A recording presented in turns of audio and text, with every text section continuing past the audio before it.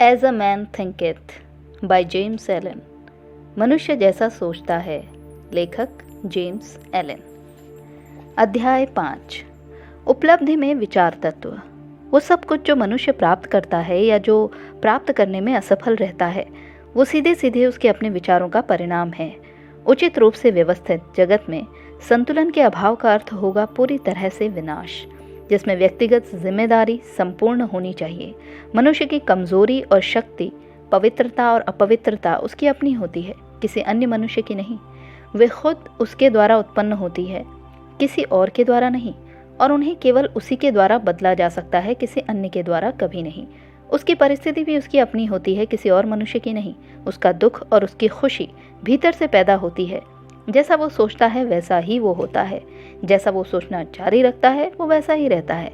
कोई बलवान मनुष्य दूसरे कमजोर मनुष्य की मदद तब तक नहीं कर सकता जब तक वो कमजोर मनुष्य मदद लेने के लिए तैयार ना हो, और तब भी कमजोर मनुष्य को खुद ही बलवान बनना चाहिए।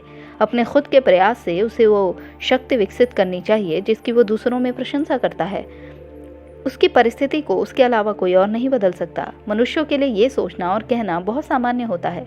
बहुत से मनुष्य गुलाम होते हैं क्योंकि उनमें एक अत्याचारी है। हमें एक अत्याचारी से नफरत होनी चाहिए। अब फिर भी कुछ लोगों में इस निर्णय को पलटने की प्रवृत्ति बढ़ रही है कि वे कहें, एक मनुष्य अत्याचारी है क्योंकि बहुत से गुलाम होते हैं, तो हम गुलामों का तिरस्कार करें।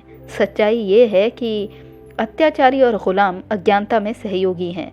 ऊपरी तौर पर वे एक दूसरे को दुख देते हैं, जबकि वास्तव में खुद को दुख देते हैं। आदर्श ज्ञान उत्पीड़ित की कमजोरी में और अत्याचार करने वाले की शक्ति के दुरुपयोग दोनों में नियम की कार्यवाही देखता है।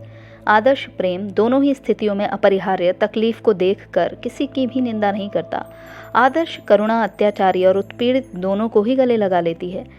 वो जिसने कमजोरी पर विजय हासिल कर ली है और तमाम स्वार्थपूर्ण विचारों को दूर कर लिया है, वो न अत्याचारी होता है न उत्पीड़ित, वो स्वतंत्र है। मनुष्य केवल अपने विचारों को सुधार कर ही ऊंचा उठ सकता है, विजय कर सकता है। अपने विचारों का उन्नत करने से इनकार करने पर वो कमजोर, दयनीय और दुखी रहता है। मनुष्य को किसी भी चीज को हासिल करने से पहले, चाहे वे सांसारिक वस्तुएं ही हों, उसे अपने विचारों को पाश्विक आसक्ति की गुलामी के ऊपर उन्नत करना ही होगा। इसमें सफलता हासिल करने के लिए भले ही वो तमाम पशु प्रवृत्ति और स्वार्थपरता ना छोड़ पाए, फिर भी कम से कम उसका कुछ अंश तो उसे त्यागना ही होगा। वो मनुष्य जिसका पहला विचार पाश्विक आसक्ति है, ना तो वो सही ढंग से सोच सकता है, ना ही व्यवस्थित तरीके से योजना बना सकता है। वो अपने अंतर्निहित संसाधनों को ना तो पहचान सकता है और ना ही उन्हें विकसित कर सकता है, और किसी भी जिम्मेदारी को निभाने में असफल हो जाता है। अपने विचारों को साहसपूर्वक नियंत्रित न करने के कारण ही वो कई मामलों को नियंत्रित नहीं कर पाता और गंभीरता से निभाई जाने वाली जिम्मेदारियां नहीं उठा सकता।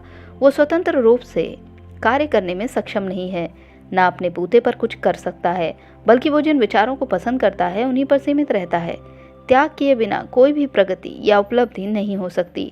मनुष्य की सांसारिक सफलताएं उसी अनुपात में होंगी जितना वो अपने भ्रामक पाश्विक विचारों को त्याग देता है और अपने संकल्प और आत्मनिर्भरता को दृढ़ करके अपने मन को अपनी योजनाओं के विकास के लिए केंद्रित कर लेता है।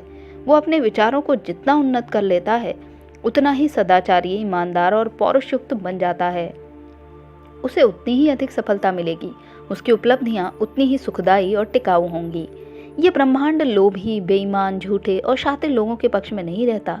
हालांकि सतही तौर पर कभी कभी ऐसा प्रतीत होता है। वो सच्चे, उदार और ईमानदार लोगों की मदद करता है। हर युगों के महान शिक्षकों ने अलग अलग शब्दों में इस बात की घोषणा की है, और इस बात की पुष्टि करने और उसे जानने के लिए मनुष्य को अपने विचारों को उन्नत करके खुद को ज्यादा से ज्यादा सदाचारी बनाने के लिए कटिबद्ध होना पड़ेगा। बौद्धिक उपलब्धियां उन विचारों का परिणाम हैं जो ज्ञान की खोज के लिए अथवा जीवन और प्रकृति में सौंदर्य और सत्य के प्रति समर्पित हैं।